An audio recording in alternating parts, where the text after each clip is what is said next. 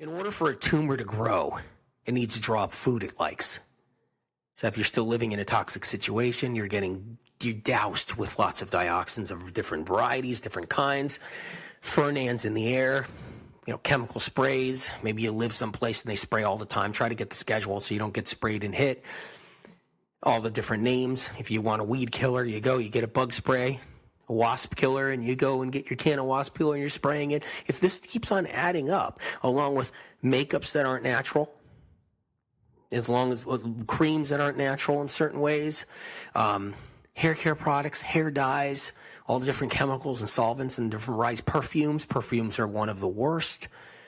Perfume companies would literally have to fork over billions and billions of dollars if the truth really got out to how to separate these chemical compounds, where they originate from, where they get them from, and how it works.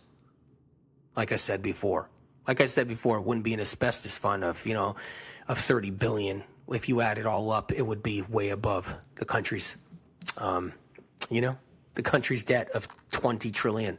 So what do these cancers really like to eat besides all those poisons I just mentioned there?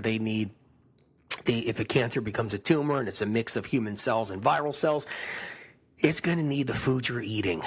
It's going to need the food you're eating. Eggs are number one on that list. Eggs.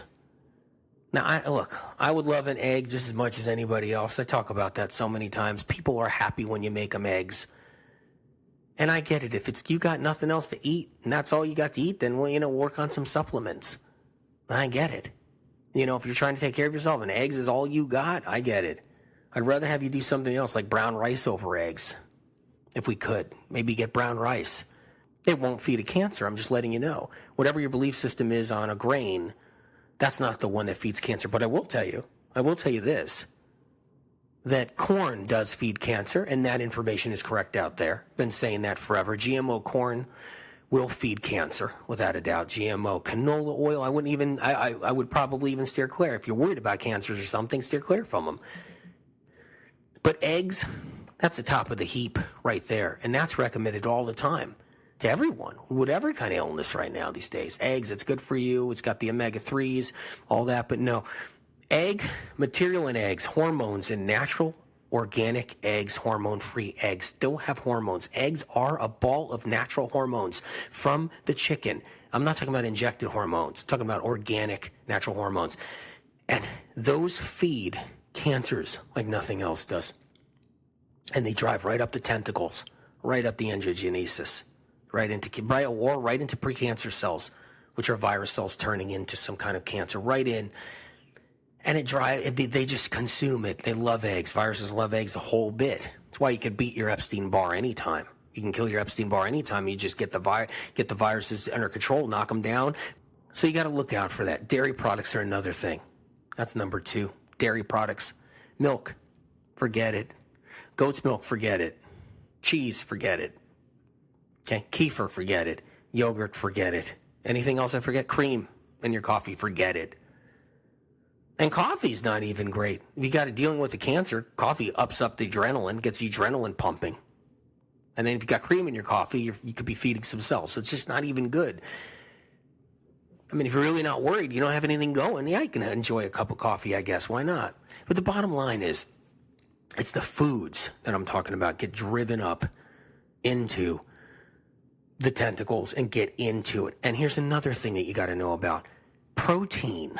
Protein feeds cancer. Now, cancers learn how to eat protein because here's why.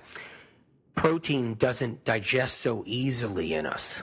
Heavy amounts of protein. It doesn't digest easy. So it doesn't break down. And it gets into the liver. It starts to collect in areas of the body and it grows toxic and it creates a toxin.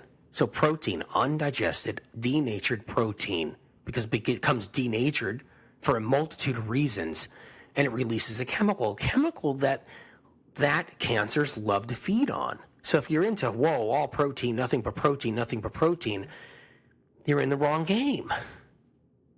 You can have some protein, and there's great protein sources. Quinoa is a great protein source. It won't feed a cancer. A black bean is a great protein source. won't feed a cancer. A spinach leaf, great protein source. A few different kinds of seeds, hemp seeds, incredible protein source. Potato, believe it or not, doesn't feed cancer. It won't feed cancer. But you're probably thinking, well, there's sugar in potato. Sugar feeds cancer. No, here's the deal. The wrong sugar feeds cancer. And in labs, they have proven that corn syrup, genetically modified corn syrup, can feed cancer, can actually accelerate cancer. But they have yet proven, because they can't and they never will, that fruit and fruit sugar feeds cancer. The reason why is because they'll never have the sugar in fruit accompanied with all of that color, the antioxidants, all the phytochemicals that stop and kill cancer. They'll never have the study with that. Instead, they'll separate fructose. And still, even fructose by itself won't feed a cancer. I don't care what botched research, and I'm going to go back to the very beginning. Remember this? Here's how studies work, so you know how studies work. When someone funds a study in medical science, both conventional or alternative, they don't want to know their money was wasted. So when somebody has a big idea like a belief system, so say there's a big doctor that has a belief system, and they want to prove it, and they get funding. They finally get funding. It's a big break for them, and they don't want to be humiliated. And they get this huge hunk of money to try to determine if their theory applies. The people who fund it don't want to lose that money. That person will never be funded again if they can't prove what they were trying to prove. This has been in history. This is going back in history over and over again. I'm just telling you right now, this is the beginning of medicine. So what happens is, all right, that the theory will come out one way or another as being proven. But fruit, sugar, in a piece of fruit, with all of its all of its amazing phytochemicals to actually stop cancer, that will not feed cancer. What happens is, so when you eat plain old corn syrup and plain old cane syrup, and you're eating cane syrup and corn syrup, and you're doing a lot of that, and it happens to be in chocolate cake and other things, there's a combination of a lot of things that feed a cancer that can make that corn syrup, make that table sugar feed cancer. It's a combination of all of the wheat, which is a different grain. Wheat is a different grain than the other grains. Genetically altered wheat, combination of that, all the canola oils, maybe the lard, maybe the fats, because fats also feed cancers. Higher fat diet you're on, the faster a cancer can thrive, because fats take out the oxygen out of the blood. It reduces the oxygen out of the blood. Oxygen kills cancer cells. So when your oxygen is lower than it should be, and those tentacles are drawing up nutrients, and they're drawing up less oxygen than ever before, because you're on a high protein, high fat diet, you got a better chance of not slowing down a cancer. So if your diet is, eggs in the morning and protein in the afternoon, and nothing but protein again in the afternoon, protein in the evening, and there's not a lot of room for what does stop cancer or kills cancer, which is fresh fruits and vegetables and leafy greens, and there's not enough of that in there, it's not going to be enough to stop a cancer so easily. That's not going to be enough. So that oxygen diminishes, the more higher fat you have in the bloodstream. It shuts down the oxygen levels, drops it down systematically, it drops it down dramatically. And so what happens is, when that occurs, your cancers aren't getting oxygen. And cancers don't like oxygen, so they like the fact that there's lower oxygen. That's why exercise and fresh food does matter, fresh fruits and vegetables, because of the oxygen levels that occur in the body. And when you thin out the blood a little bit naturally by lowering the amount of fats you have, like you don't have sausage and eggs for breakfast, or you don't have a big hunk of butter on top of some wheat pancakes with some lard in the pancake, if you don't have that, then your blood will be thinner, more oxygen will get in areas that cancers could be developing to shut it down and stop it. So it's really important too. So right now, in the world of cancer, sugar is the enemy. Sugar's the enemy as far as the information that's out there right now. But I want you to know that line is blurred. Corn syrup, yeah, that's not a good thing. By no means for cancer. Too much table sugar, that's bad for cancer. But what's really happening is fruit's being thrown in there, and fruit shouldn't be thrown in there because, as I talk about many times, fruit fear is a dangerous thing when you're dealing with cancers or worried or cancer in the family or something going on. You got to be getting those blueberries, those wild blueberries. You got to be getting those strawberries, those cranberries, especially those wild blueberries, not the regular. If you need to get regular blueberries, fine. Blackberries, black raspberries. Yeah, sure. There are a lot of information out there now. It's that they're helpful, and people are using that in their, protocols for cancer, but it's more than that. It's melons, it's apples, it's bananas. Really helpful. Okay, it's papaya, it's mango. It's lots and lots of tomatoes. Lots and lots of tomatoes. All these are incredibly healthy for fighting and battling, preventing cancer. Kiwis, another one. Grapes. And you might think, well, grapes are loaded with sugar. Actually, the sugar in grapes is combined. You can't separate the sugar when it's eaten from the phytochemical, the antioxidants that kill cancer cells.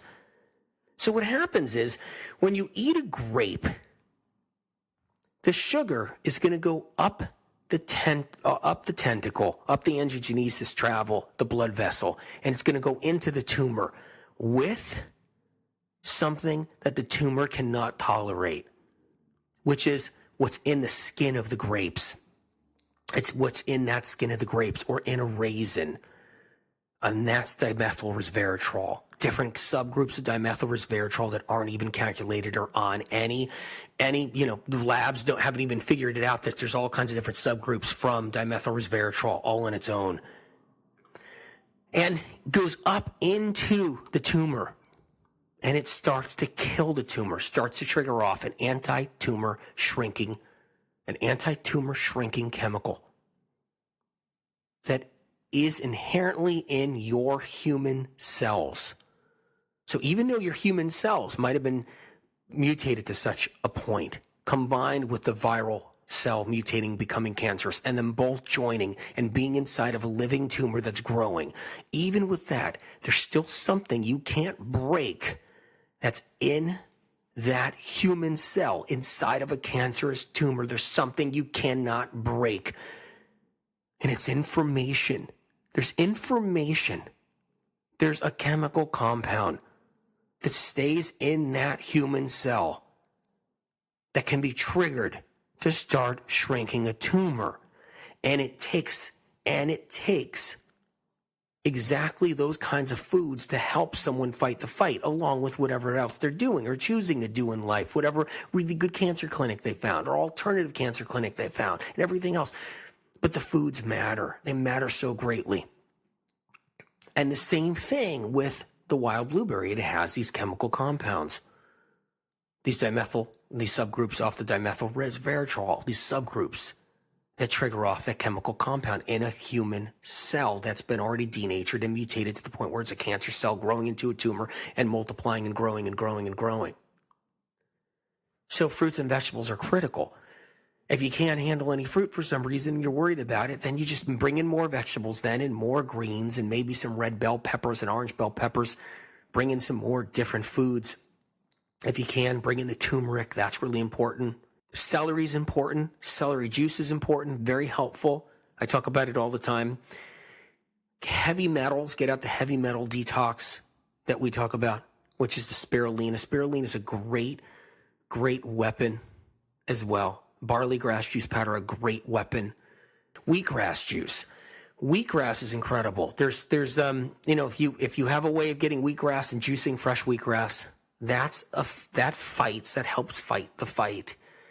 Because what happens is there's phytochemicals in wheatgrass that when they're drawn up into a tumor or absorbed by denatured cells that haven't become a tumor somewhere, that haven't even become a tumor or a lesion that happens to be active with cancer cells now. And that wheatgrass is by phytochemicals that help to suppress the development, the growth. So all these are important. Supplements to kill off your Epstein bars. We talk about that all the time. And in the Epstein bar show I did before, got to have enough zinc in your regimen. Okay, that's important. The lemon balm's important. Nettle leaf is helpful. Vitamin C, lots and lots of vitamin C. Tumors, lesions, cancer cells, precancerous cells, virus cells hate vitamin C. Absolutely hate vitamin C. Lysine is important for knocking down Epstein-Barr. That's another one that's really important. Licorice is actually okay too. And, you can take licorice once. Licorice tea is really good. You do licorice tea to help bring down Epstein-Barr. That's helpful in many ways. One of the things is that there's this whole thing going on about estrogen and estrogen be creating cancers and everything else. And there are forms of estrogen, mutated forms of estrogen that we ingest and we consume every single day. We consume them out of foods. So they come out of foods. So we have to be careful. If you're really worried about an estrogenic cancer, then eggs you should never even touch. I don't care if they're grown in somebody's backyard. You shouldn't touch them. So you can't, and milk and dairy products and everything else. I would keep even animal products down to a low if you're concerned about any kind of estrogen causing cancer. But estrogen in its mutated form, it's not the woman's natural estrogen that's being produced by her adrenals or her reproductive system that grows cancer. It's outside estrogens. It's an entirely different estrogen. But science and research is not separating that right now. That's another problem we have in general. I mean, just that's a problem all on its own. But anti-estrogenic foods, I'm talking about estrogenic foods that are actually the toxic ones that are out about, that are in plastics and everything else. You could battle those with the right fruits and vegetables and making sure that you keep, the eggs and the dairy and everything else down. But there's little things you can do every day. Every day. You can work on knocking down any kind of viral issue that you have with the right amount of vitamin C, the lysine, and having enough zinc reserves. Those alone are important to knocking down any kind of herpes virus in the herpes family, HHV6 that create cancers, Epstein-Barrs that create cancers. Spirulina knocks down and kills viral cells. Spirulina can stop a thyroid from getting cancer by killing off Epstein-Barr and many other different viruses like HHV6 and the 7s, the 8s, the 9s, the 10s, the 11s, the 12s, you name it. And all the herpes viruses, cytomegalovirus, all of them. And the simplexes, 1, 2. But the bottom line is, you can do these simple things. Get the spirulina, get the vitamin C, get the lemon balm, get the lysine. That alone, getting the zinc reserves up to knock down the viral loads, and then taking the foods that feed the viruses out and bring in foods like some dandelion greens, some mosh, some kale, lots of spinach. Spinach is an incredible warrior for keeping down cancers in people's bodies and knocking down Epstein-Barr. And then all the different fruits, grapes, bananas, apples, peaches, plums, nectarines, cranberries, melons, mangoes, papayas, kiwis, right down the road. All those should be in your diet. And you shouldn't fear them or be afraid of them. But stay away from the table sugars. Stay away from the corn syrups, because most of the time those corn syrups and table sugars aren't going to be by themselves. You're not going to go and get a vial of corn syrup and just drink it. It's going to be in something else that's probably really helping cause a cancer, meaning corn syrup combined with something that's nasty, like a bad cupcake. So we know that. As far as grains go, if you're somebody that likes them or don't like them, if you have nothing to eat, quinoa is actually not cancer causing. It's not. It won't feed a cancer is what I mean. It won't feed a viral cell. Millet won't feed a viral cell. A black bean won't feed a viral cell. A sweet potato, a regular potato won't feed a viral cell. So if you just lost your eggs and your dairy and you're like, what do I eat now? You can have a potato. That potato is going to protect you a lot more than an egg would any day, anyhow. And if you're someone that's doing a lot of animal protein, cut it in half. Cut it in half so you can make room for the things that actually stop cancer, which are all the different leafy greens and the peppers and the tomatoes and the onions and the garlic. Garlic's a great secret weapon for Epstein-Barr. Epstein-Barr doesn't die in one day, and neither do the other herpes viruses, but you can knock them down over time and avoid cancer in the future. Avoid the thyroid cancer, the lung cancer, the reproductive cancer, the ovarian cancer, the uterine cancer. All right? And you can avoid these. The breast cancer can be avoided. Heavy metal detox and all the different fresh fruits and vegetables and leafy greens help to eliminate toxins and poisons so that you can't feed viruses and end up with some of the cancers like breast cancer. So all these are incredibly important factors. I want to talk about a little history for a couple of minutes, though, about the Epstein-Barr and some of the viruses. They took off root back in the late 1800s, early 1900s, because of all the different arsenic combinations and all the different antibiotic creations that were starting pre-antibiotic era, that were all starting, and they were testing new fungicides and new antibiotics on food purposely all through the late 1800s and early 1900s. So we were getting a tremendous amount of early poison in that day, which actually fueled a very benign, non-destructive viral cell that grew into something more over the decades through the 1900s, and that's why it's to the point it is now. Prayer is important. Keep that in your heart and soul, all right? And pat yourself on the back. Take it easy. If you know someone suffering or going through something, know that you can do so much.